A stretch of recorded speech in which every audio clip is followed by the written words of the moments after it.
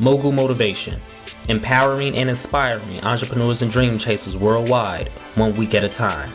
Presented by True Stories Media. And I'm your host, Antoine Twiz Taylor. Curtis Rowe is a man that's found success in every arena he's walked into: corporate America, entrepreneurship, real estate, franchising, you name it. On this episode of Aspire Higher, he's going to tell us about his journey and what kept him motivated to keep going throughout all the ups and downs when he first started and to where he is now today. Curtis, when did you decide that you wanted to be an entrepreneur, and how did you even generate that idea in your mind? Antoine, I think I had an entrepreneurial spirit literally back in high school. I was a business major, um, went on to college, a business major in accounting. Um, about 1990, I graduated from college in '89. About 1992, after about 3 years in sales, I started having a desire to do my own thing. And I just kind of felt like if I gave my own business the same energy that I was given a corporate job, I thought I had a reasonable chance of trying to be successful. So I think the entrepreneurial spirit uh, has been in me pretty much all of my adult life. Did you have any entrepreneurs in your family, like parents or, uncles, aunts, anything like that? Well, good question. I guess not, because nothing sticks out. I mean, my dad was just a hardworking guy, worked two jobs to make ends meet, and so I think that was what the profile I saw: just hard work. You got a chance of succeeding out here. So when you decided to, you say you was in sales for 3 years, you said? Well, yeah, I did a total of about 5 years in sales before I ventured out to my first entrepreneurial venture. I graduated college in '89 from Chicago State University, and um, started my first business in 1994. That was Okay. a snack food distribution and brokerage company. And what did you guys do there? Like, okay, you distributed snacks, I assume, based off the name. But Yeah. like, what? How did that business work? You know. Well, one of the things from my sales experience, I was calling on um, accounts here in the Chicago market at headquarters, putting promotions together for companies that I had worked for: Abbott Laboratories and Warner Lambert, in that 5 year window. And I kind of got a good idea how the process worked, how you get product in the stores. So I felt like this was an opportunity that I had the experience and the desire to do on my own. Like I said, what I was doing for the company. So it, as a distributor, pretty similar to what you see maybe like a Little Debbie or a Hostess, or even Frito Lay. You deliver the product to the stores. They give you a section, shelf space. You're responsible for inventory. It's stocking it, turning the product, and just making sure that you're taking care of the section that they've allowed you to put your product in. That was Okay. the distribution side. And then on the brokering side, I represented different products that wanted to get into some of these stores, such as your Jewel, your Walgreens, Oscos, and so forth in the market, and a lot of the independent certified grocers and central grocers back then. They were the had all of the major had all of the major grocery store businesses. Okay. Okay. And so you was doing both sides of the coins, the brokering and the distributing. How long did this business last? It lasted till about 1998, for about 5 years. 5 years. And at that point, I was about 28 when I started the business, and uh, I guess my perspective was I'm gonna run with this, and if it didn't work out to my financially, felt like if it didn't work out, I was young enough that I could probably get back in corporate America. And after about 5 years, I decided that I needed to get back in corporate for a few years, just to kind of get my coins back right. And Okay. but the entrepreneurial spirit never left. I got back in corporate, for about 5 years roughly, um, and during that period, I went through a divorce. A lot of challenges beyond just trying to run the business, but just the personal life just wasn't right, and obviously it affected me in many ways. So that was a transitional period, that 5 years that when I got back in corporate. So that was from '94 till about '99. I was running that business, and in '99 I got back in corporate till about 2004. So that Okay. was about 5 year window that got back in sales. I got a national account manager position, so I was doing a little traveling across the country, too much traveling and so forth. But Hmm. the whole goal, the whole goal was to um, get myself back in position again, that I could get back out there and chase some dreams again. So it kind of worked out. I mean, I did it for about 5 years, and I left corporate in 2004, and I've never looked back since then. So it's interesting you say because my generation and the generations younger than me, we're engulfed with social media now. And, I think it's a common notion for many people that no one really wants to work for anyone.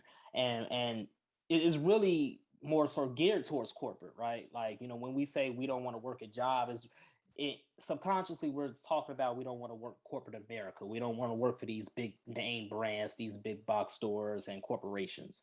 And it's interesting you say that you was already an entrepreneur, you had a business, and it sounds like it was a very solid business for that 4 year 5 year stretch.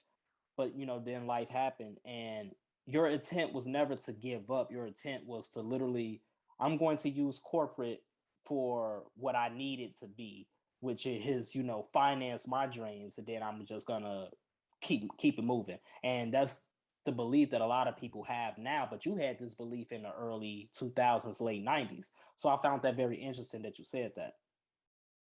Yeah, well, thanks. I think the some of us get the vision sooner than others. I mean, being um, and finding out what your purpose is, what really your really your true desires are. And um, I was, like I said, I was very fortunate that really early on from high school, I enjoyed numbers, I enjoyed accounting, I enjoyed math. So um, it didn't take me long to find what discipline I was going to be in, which was in business, but just finding the right businesses that would be the right fit. Because what happens too many times, we have a vision, or we don't have the resources to match what our vision is. So I think what I had to do is find things that you can afford, and then build, as opposed to too many times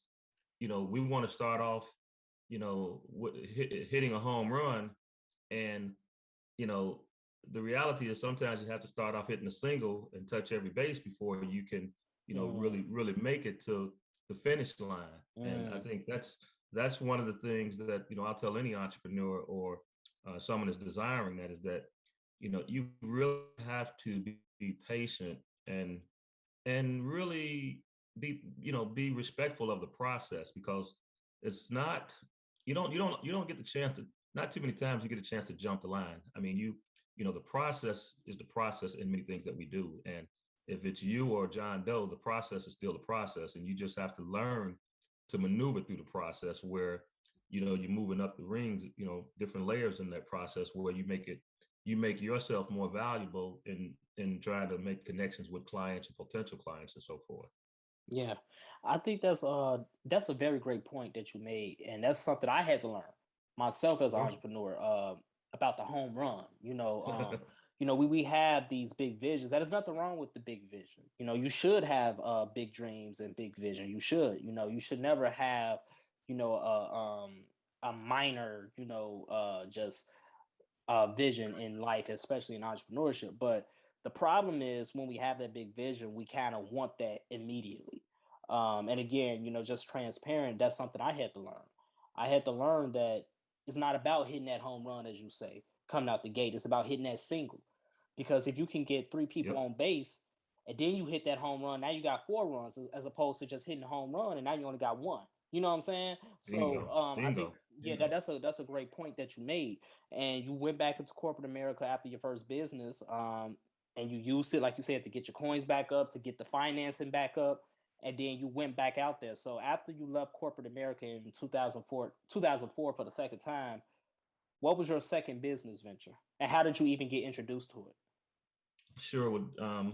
From 99 to 2004, um, started looking at, you know, what was some sustainable opportunities. And one of the things that caught my eye was real estate. People always talked about real estate. It's an appreciating asset and so on and so forth. So I got the bug to start buying rental units, and these were apartment buildings here on the South Side. And um, so I still had the corporate job, and I started buying the buildings. And before I knew it, I won't say before I knew it, but quickly what had occurred, I was up to 100 apartment units. And Oh you wow. know, and the bank, the lender, kind of made me make some decisions, or encouraged me to make some decisions, I should say, as far as, we're getting a lot of exposure out here now with 100 units and all the money that we've lent you. We encourage you to do one or two things. Maybe you hire a property management company or consider doing this full time. And it was a no-brainer for me. I was acquiring the property so that I could make the transition from corporate. So at that point, in 2004, I left. I left the corporate job, and was doing very well. But I was, the vision I saw with the real estate was that you know this is this will more than offset what I was doing financially, and it was something I enjoyed doing. I mean, just me being my own boss, and managing that whole process of just trying to bring affordable units to the South Side that were good units, and me personally being hands on, and my family managing it, and it was it was the right time and the right fit. And fortunately, was able to get the funding, the lenders, um, to support me, and they believed in what I was doing, and they continued to lend me the money. So it was a really probably one of the biggest transitions that occurred, because I walked away from a six-figure income at that time, and I struggled with the security, but the entrepreneurial spirit just superseded the security. And Yeah. and I guess in the back of my mind, I still had that vision. If this doesn't work, guess what? Like you did before, you can go back in corporate, right? Right, right. That ain't going So nowhere. yeah, yeah. So I think um, I was willing to take the chance, but we, when we take chances, I think we need to make sure that we're managing the risk. We're not just blindly jumping off the diving board and just doing things ad hoc. But so I financially I was okay, but it was still a risk. Obviously, you give up that kind of income, you've got a family, but Correct. my wife was supportive of it, and she still maintained her job. So you know, kind of what I felt like, Antoine, as long as she's okay, I can take some risk, and if I fail, I can get back up, as long as it doesn't affect the household. Yeah. And that was 2004, and this is 2021 now, and that's the last time I got a check from anyone in 2004. So Mm. I would like to think that things worked out. Yeah, things definitely worked out. Absolutely. So you got the apartment buildings, the real estate. Do you still have those buildings to this day? No, no, I got out of that business about between 12 and 14, and really, we had that. I guess we had to really around 2008 or nine is when we had some challenges when the credit crisis hit with all Of course, of the real course. estate problems. So so one thing you've learned, you learn, if you do things long enough, you're going to see the whole gamut from A to Z. And I had some good, bad, and certainly a lot of in between in my run with real estate. But the good thing, when you get the opportunities, hopefully what you're able to do is leverage one experience, or to another opportunity. And That's what I've always tried to do, in all the things that I pursued, from my first job to, like I said, leveraging, starting my own business and then didn't work out. I leveraged, saving my funds, getting back in corporate, leveraged that money, started up again. No different with the real estate. When I saw real estate was starting to have some challenges, I started looking for other opportunities, and franchising at that point is I started saying franchising is an opportunity that, for one, I think it will last long term because everyone's everyone's going to eat, obviously, but franchising the model, I think you've got so many big names behind it that it would overcome any of these challenges that might Mm, happen in the economies and so forth. that's good. And when did you get into franchising? How did you even? Let's back up a little bit. So you just mentioned franchising. So I assume that was kind of like the seed that sparked your interest in franchising. So take us about how that process went and your business in that industry. Well, sure. I guess I had the interest in franchising as far back. It's funny, I still have the paperwork, but I had gotten inquiries as early back as like 94, 92, 94 from McDonald's, um, and also there was a new upstart happening back then, early 90s. It was Checkers driving restaurants. They were really hot in the Chicago market. They'd done some really good things, and I wasn't financially in position to, be a franchisee, but I always had in the back of my mind, I think I told myself if I ever got financially in position, I would love to revisit this because I just felt like it was, a good business model and it was something long term. Yeah. And that's really, I got the vision and I guess the interest back in the early 90s. But I didn't actually from 92, 94, that original idea didn't become a reality until 98. I mean, until '08. So there was a, you know, 14-year window before I opened my first store. Hmm. But along the way, um, I think I had the vision. I still believe that it was a great concept. But you know, in my experience with business, things have to align. You can have the ideas and you don't have the funding.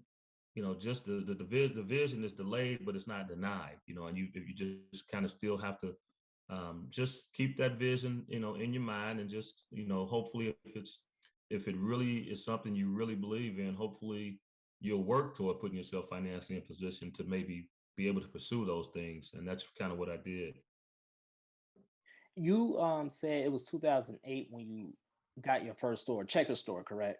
Yeah, yeah. So I opened Okay. it. Yeah, yeah, correct. Okay. 2008. 2008, and this is kind of around the time when things started to go bad for real estate. So is that what you mean when you say like things have to be aligned? It's like, it's kind of like one business probably began to take some hits and then another business opportunity presented itself. Yeah, I think it's exactly when you can see things. I mean, you look for trends. I mean, when you start seeing trends and moving up, you're excited about it. When you start seeing trends moving downward, um, you start saying we need to maybe reevaluate things, and that's what I did. I think you know within businesses, within industries, a lot of times the they all kind of move in the same direction, if you will. So if during one era everything is trending upward, if you're in that category, your business is probably trending upward. Real estate, if it's trending downward, it's a good chance the whole category, if you're in it, you're probably going to feel some of those effects as well. Yeah. And you people lose their jobs. That's just that's just what happened. And I think what happens, you find out that, in the whole cycle, we're all interconnected. Me as a landlord, you as a tenant, we all need each other. Me as a franchisee, you as a customer, you as a team member working for me, we all need each other. And if one part of that equation is not in the loop, then you know what, that wheel kind of falls apart. So you got it to Checkers 2008. Where was this location at?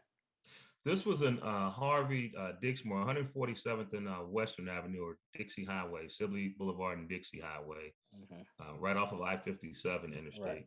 Right. I know And exactly where it's at. Yep.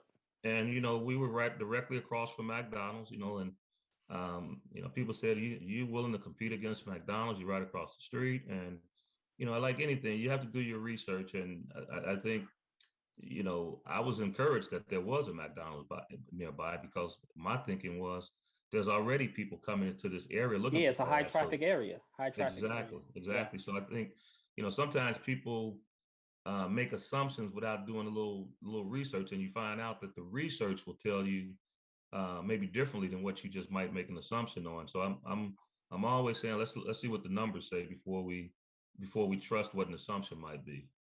Yeah. And then so 2008 you got it.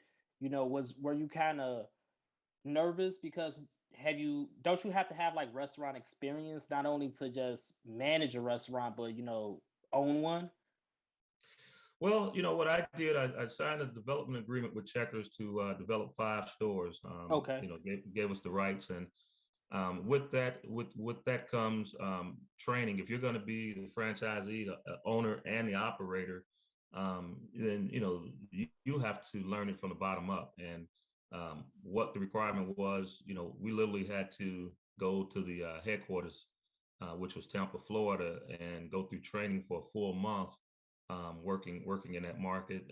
Literally in the stores, as a crew member, as a manager. I mean, learning what the whole process was, and that was the starting point. So I didn't have any experience, never worked in a fast food or restaurant, had never flipped a burger in my life, but I think I felt like, I had the business acumen that I could manage the business process. And really, the what it really becomes, what's so important, Antoine, is really just finding the right talent. I mean, you start talking about franchise, and you've got to have people working with you. I mean, Yeah, you can think you're so good at what you do, but if you're franchising, more than likely you're looking at opening more than one store. So even if you're awesome, you can still only be at one store at one time. So it really becomes, your whole thinking needs to be that I've got to build a team that's going to be supportive of what my vision is, and hopefully you treat people well enough that they support your vision and they're on board with it. So when you're not there, they're an ally for the business and not one that you're concerned about hurting the business.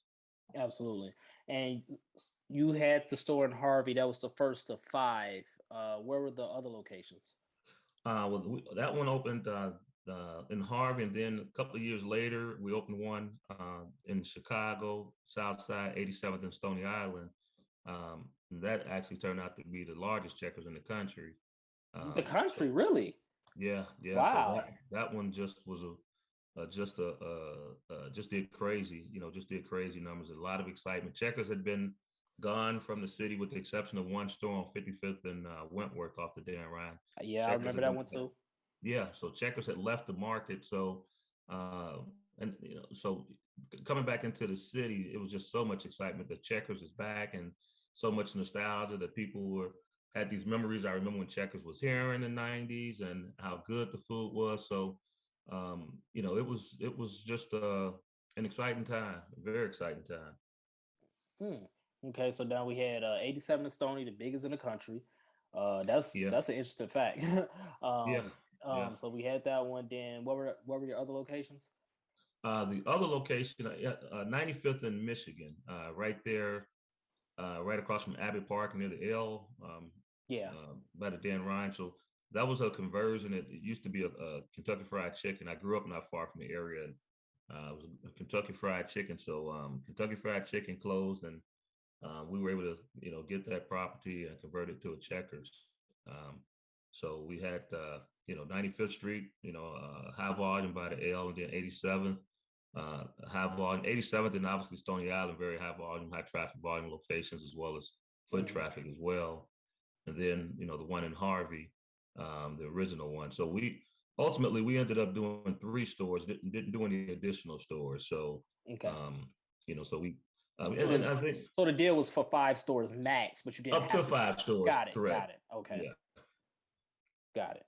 And what happens, how those processes work, you basically buy the rights. So like, I bought the rights to develop locations on the South Side during that during that period without anyone else having access to it. That's what you do.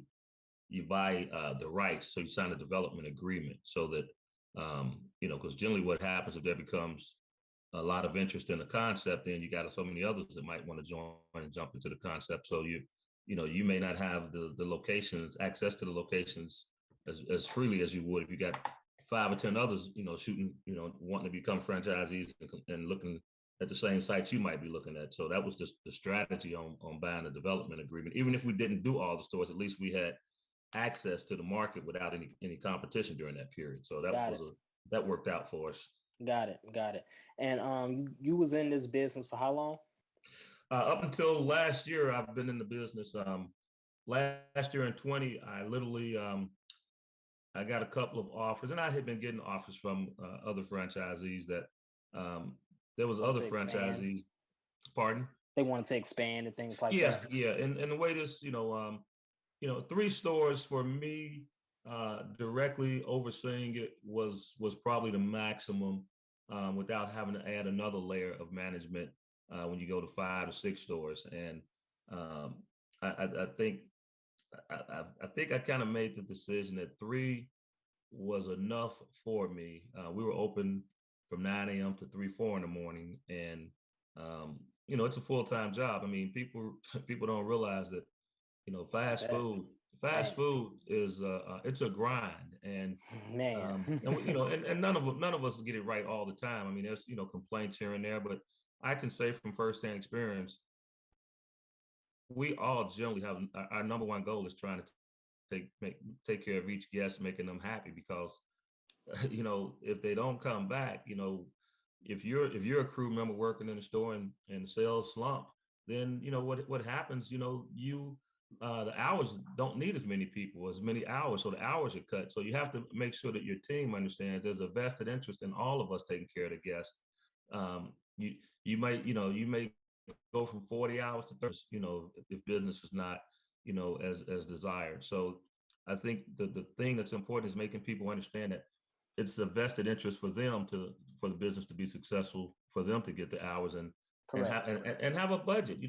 We all have budgets that we have to live with, and what's better to have a budget that you can count on a 2-week basis, or just peaks and valleys, not knowing. It's kind of hard to live off of not having a consistent budget on what your income can be. So I think that's a big part of it, just trying to get everybody to buy in and make sure we're all on the same page, and that's a huge part of it.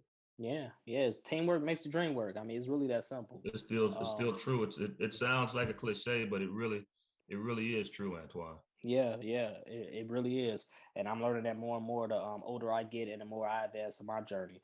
Yep. So you sold the 3 stores. You figured, you ran your course. You sold your 3 stores to another franchisee, I assume, Yeah. within Yeah. the Yeah. Checkers Corporation. So what's next for you? Looking ahead into the future, like, are you thinking about going into another franchising business, more real estate? Like, the entrepreneurial bug, the spirit doesn't leave. You said that. So, and corporate America isn't an option. So, like, are you just, just relaxing right now, or like, what's next for Curtis Rowe? It's funny you asked that. I mean, I'm still in contact with some of my franchisee peers at here in the Chicago market and across the country, and Hmm. I think that's one of those questions that keeps coming up. So, Kurt, what are you working on, or what are you planning on doing? You're too active to not be working on something, and I'll say right now, Antoine, I'm just evaluating the opportunities that I'm looking at. And um, the one thing that I've been fortunate that the things that I've done, I've truly had a passion for them, and I've got to make sure that I keep that same approach in whatever the next opportunity is. And if you're not having a passion, if you don't have passion for it, and being an entrepreneur, it's kind of self-defeating, because all the work that you put in, and the liability and the risk you take, um, if you don't really love it, it really, why do it? I mean, you can get a paycheck for all those other reasons. So Yeah, yeah. so those are the things that I'm doing now, and I've got some good things I'm looking at, but I think, like everything, I'm a numbers guy, and I make I make so much of my decision making obviously is based on numbers and not just on the surface. This looks amazing. Because one thing I've learned in business, man, every time you peel an onion back, it usually stinks a little more. It doesn't smell better. Okay, Right. and I take that approach that let's peel the onion back. Everything you look at, peel the onion back and see what it smells like. And and sometimes you find out that things are not as good smelling as you think they are on the surface once you peel the onion back. Um, so I'm just trying to take my time and make the right decisions. I mean, I'm not getting any younger, so the philosophy I had when I was younger: if something doesn't fail, if something doesn't work, I'm young enough I can get back in. You know, I don't have that same approach anymore because I'm not that 20, 30 something year old guy anymore. So you make sure that things are a little more calculated even before your risk window gets even smaller now as you get a little older. Yeah. Yeah. And what would you say motivated you through all these years, from when you graduated from Chicago State in '89, when it's corporate America, you started your distribution business, then you had to go back to corporate America, then you started your real estate business, checkers, all of that. What's the central motivation for you through all of that, if you can boil it down to something? Well, probably the core of who I am is just such a competitive person. I love to win, and um, you know, one of the things that that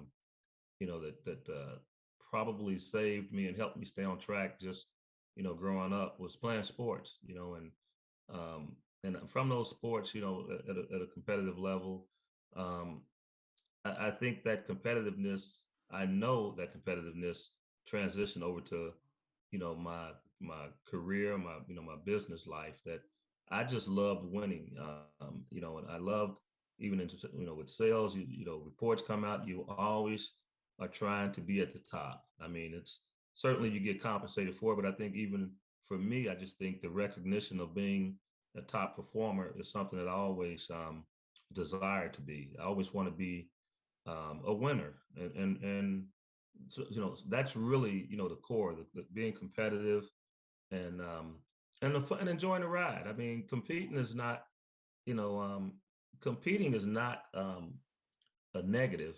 Just because you don't, even if you don't win, sometimes it's even, you got to give the other guy credit for for outperforming as well. When you give all you have and you've done all you can, you say, hey, great job to you, man, you won. So but I think for me, the number one thing is just, I love competing. I just, and I love winning. I love winning. And you definitely won. You definitely won. Well, it's a moving target, Antoine. I like to think that I'm always of the opinion, um, when you're describing oneself, um, hopefully you still got good, hopefully you're still doing things in the current as opposed to looking back over your past as far as describing, I like to be relevant in the now, so Correct. I'd like to think that, and I say that only to say I want to keep winning, and where it becomes stays current as opposed to past tense one. You know what I mean? Yeah, you want to create that dynasty, not just win one championship and Yeah, people forget about you, yeah, unless it's the Chicago Bears in '85. No one forgets about them. exactly. They were dominant. They were they dominant. they were But dominant. I mean, really, sports is just. I mean, I just think about what really kept me and helped me was sports at an early age. I was good at sports, and the funny thing, Antoine, I learned through that whole process of just growing up that if you're good at something, you use that to help you gain confidence in things you're maybe not good at. Because if you accomplish something in one area, things that you maybe are not so good at, you struggle with, you say, man, you were able to do this, you can do that. And I say that to just as an example. Um, I was good in sports. I had confidence in myself in sports, but believe it or not, I didn't always have that same confidence in the classroom. And Mm. I used my sports success, or my confidence in sports to help me make that transition to be more confident in my academic skills. And I look back and I say it happened without even recognizing it happened. But you look back after after you pass the situation, you look back and you realize my sports confidence helped me gain confidence in academics, and I'll never forget that. Because it's like it's still you. It's still the same person. The person that's playing sports and the person in the classroom and the person that's in business is all the same person. You see what I'm saying? So it's kind of like you have to just transfer that belief and that confidence and that energy from one department to the other. That's really all it is. That's all it is. I mean, but it's easier said than done, because Correct. Yep. What happens so many times, it's when something isn't easy, we just fall back into default and say I can't do it. Like one of the things, even working in the stores, when I work with my team, somebody say I can't do that, Mr. Rowe. I said, wait a minute, you've never done it. Don't say you can't do it. So we're gonna learn to do it. Just because you've never done something doesn't mean you can't do it. So we go through we teach ourselves and one another how to accomplish something. And as you making progress, you always feel more confident. And I always ask what comes first, success or confidence, and still not sure, but I think they go hand in hand. Kind of like the chicken and the egg. If you got success, right, you have confidence. If you have confidence, you have a greater chance of being successful. If you enjoyed this episode, I ask for two things as always. Number one, leave a 5-star review. And number two, pass it on to a friend who may benefit from it as well. A new episode of Mogul Motivation will be out this week.